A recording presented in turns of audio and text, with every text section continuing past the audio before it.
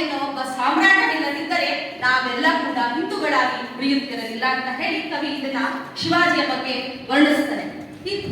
ಅಂದ್ರೆ ಯಾಕೆ ನಾವು ಈ ದಿನವನ್ನ ಹಿಂದೂ ಸಾಮ್ರಾಜ್ಯ ದಿನ ಅಥವಾ ಹೊಸ ಯುಗದ ಆರಂಭ ಅಂತ ಕರಿತೀವಿ ಅಂದ್ರೆ, ಶಿವಾಜಿಯ ಪಟ್ಟಾಭಿಷೇಕವಾದಂತಹ ದಿನವನ್ನ ನಾವು ಹಿಂದೂ ಸಾಮ್ರಾಜ್ಯೋತ್ಸವ ಅಂತವನ್ನ ಕರಿತೀವಿ.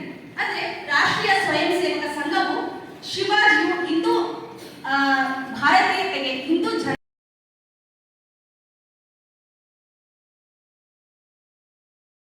ಆರೈಕೆಯಲ್ಲಿ ಪ್ರತಿದಿನವೂ ದೇಶಭಕ್ತಿ, ಅಪಾರ ರಾಷ್ಟ್ರ ಪ್ರೇಮವನ್ನ, ರಸದೌತಣವನ್ನ ತಾಯಿ ಜಿಜಾಬಾಯಿ ತನ್ನ ಮಗನಿಗೆ ಬಡಿಸ್ತಾ ಇದ್ರು.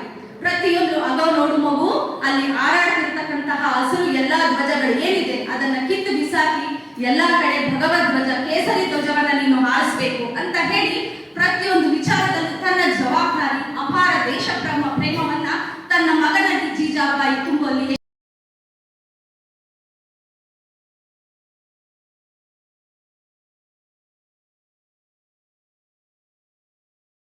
ಹಿಂದೂ ಜನಾಂಗವನ್ನ ಮತ್ತೆ ಸಂಸ್ಕೃತಿಯನ್ನ ಪುನರುತ್ಥಾನವನ್ನ ಮಾಡಿದಂತಹ ಒಂದು ಸಾಧನೆಗೆ ಈ ಒಂದು ದಿನವನ್ನ ಯುಗಾದಿಯ ನಂತರ ಹಿಂದೂ ಸಾಮ್ರಾಜ್ಯದ ಉತ್ಸವವಾಗಿ ಒಂದು ಆಚರಣೆಯನ್ನ ನಡೆಸುತ್ತೆ. ಪ್ರತಿ ವರ್ಷವೂ ಯುಗಾದಿ ನಂತರ ಇದೇ ಪ್ರಪ್ರಥಮ ಉತ್ಸವವಾಗಿ ನಡೆಸಿಕೊಂಡು ಬರ್ತಾ ಇದೆ.